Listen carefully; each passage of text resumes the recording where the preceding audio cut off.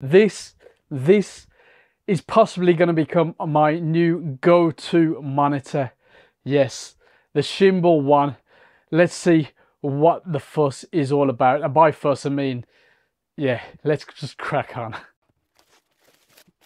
Nice slim box. Feels like it's packed. If I remember rightly, they do pack them pretty well.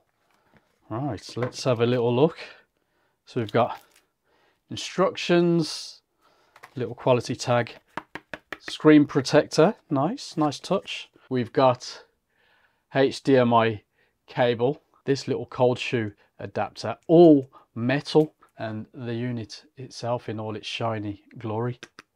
All metal, very lightweight too. It's got a little screen protector on it. We've got the on and off buttons. The buttons actually feel pretty nice in all fairness. Battery slot in the middle, fans on the side, HDMI out in, DC in to. Oh, there's a nice little, it's not a surprise because I've seen videos about this already. 32 gig NTAC card, now NTAC, whatever you want to call it. One of the first that did flash memory, so don't think that that's just a cheapo. I mean, it hasn't got the brand tax on it. Headphone socket, quarter inch on there. On the bottom there's a USB-C. That is a really nice solid feeling panel. Let's get it hooked up to a camera and go through the menus. Feels nice though. I am impressed so far. Let's switch this on then. I'm holding the button, I'm going to let go, and my first issue is that speed. I mean, generally it's not a problem, but occasionally I have just wanted to crack on because it's still going,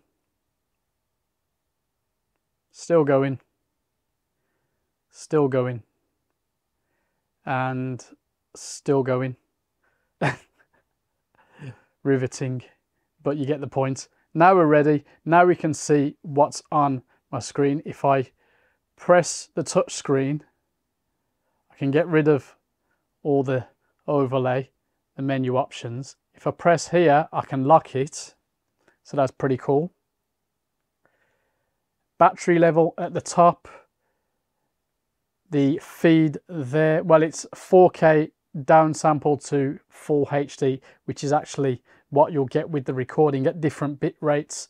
Now let's just go across the menus. First of all, you can see it's quite small. Not sure if you can really make that out too well, but we've got waveform. It's gone. Try again. You've got to use quite a small finger. Waveform, RGB, histogram, vector, and the opacity.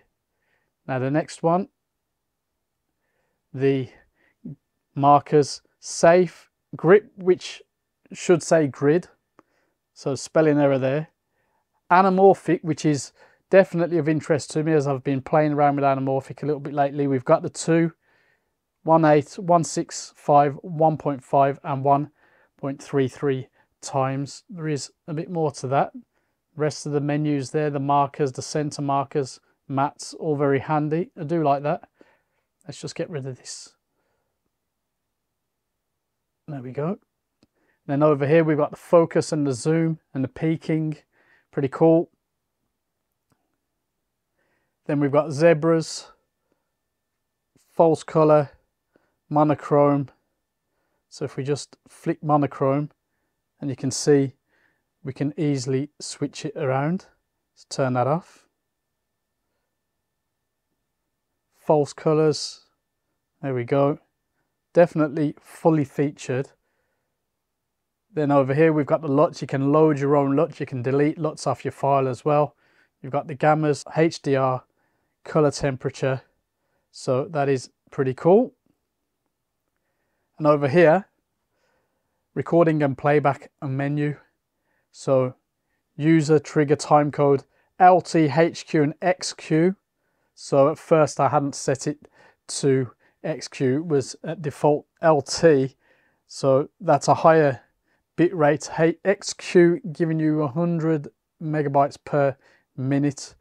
For what I am using this for, getting displays off my camera, etc. It's absolutely fine, but we'll stick with XQ to get the most out of it. Perhaps you need the actual video feed, you know, without all the menus, etc. So you'd go for that. And then over here we've got settings, display, settings, fan mode. I've got it in auto right now. Let's see if you can hear the fan when it's on high. Let's get the mic next to it.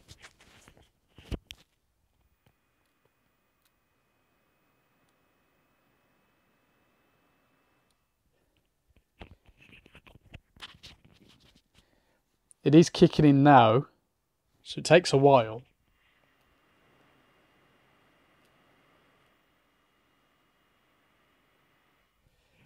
We'll leave it on for this last bit.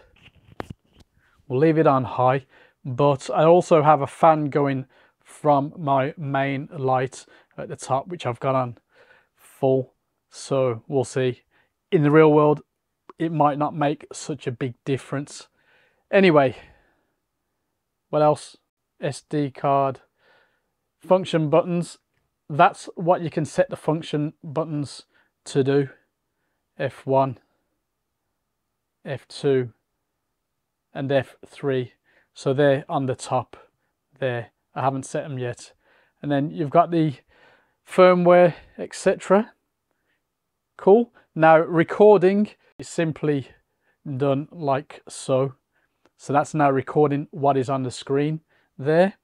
And then if we stop it, we press play, get rid of the overlays, you'll see that it will effectively play it back. Not a problem.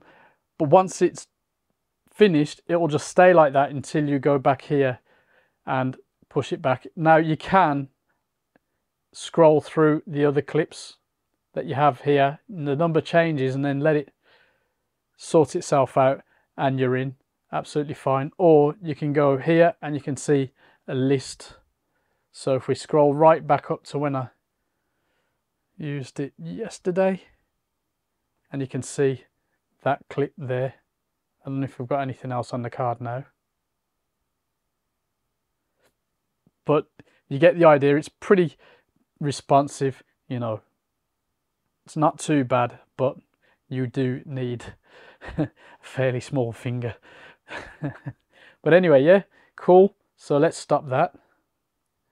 Go back to the main screen and power it down. Press it for a bit longer. 1, 2, 3, 4, and then it's off. I'm very happy about the screen brightness being 2000 nits. The image quality is spot on. Connectivity with the 2 power options, HDMI looping. As we mentioned before, the lightweight metal build, the display tools that we've seen, and of course the recording quality, all of which has made this my new go-to monitor. Now I've sent 6K 30p, which I am sending right now, and 4K 30p feeds into the monitor. I think the 6K or something's heating it up a little bit, but the fans are working. Yeah, it's displayed and recorded perfectly well. Of course, the recording is 1080p, but as you can see on screen, it isn't bad at all. Yes, there's no cage option, which could be an issue for some, and the playback can be slightly iffy at times, but otherwise I'm happy. B&H have this for $279. They had it for less. For me, it's still a fair price. It's a limited launch, so if you're in the UK or somewhere like that, you might have to hunt around online and buy it overseas until it gets a proper launch. Now, they are serious. They were recently at NAB, and I imagine we'll see them at more trade shows soon. So let's hope stores in more countries stock the brand soon. Now, I'll be honest, I've been considering a Ninja V for a while still, and that's definitely a step up on this when it comes to recording, but you know, it's twice the price. Atomos, of course, had the Shinobi, which is a more than quality monitor without recording, costs a bit more than this. So, you know, this is still winning for me. In conclusion, Shimbol deserve a hit with this one, and I'm looking forward to what they produce next. Can they go for the Ninja V crown? Let's see. Over to you, Shimbol. What have you got in store?